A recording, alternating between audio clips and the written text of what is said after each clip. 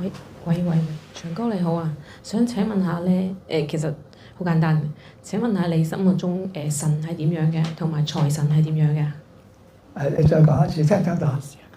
再講一次。長哥你好啊，想請問下你心目中嘅神係點樣啦？第一，第二係你認為財神係點樣㗎？我諗你問咧係兩件唔同嘅事咯。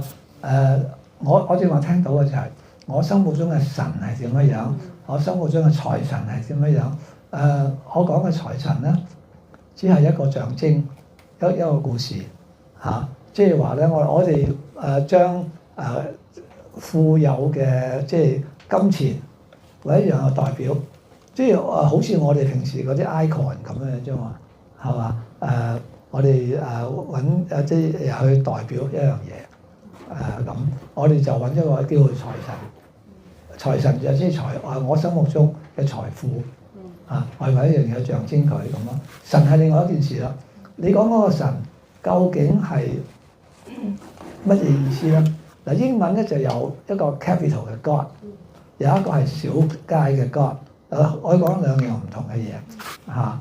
咁我心目中咧就係你問到嗰個叫做主宰啦，或者係 The Supreme 最偉大嗰一位啦其實就係我哋嘅集體意識嚟。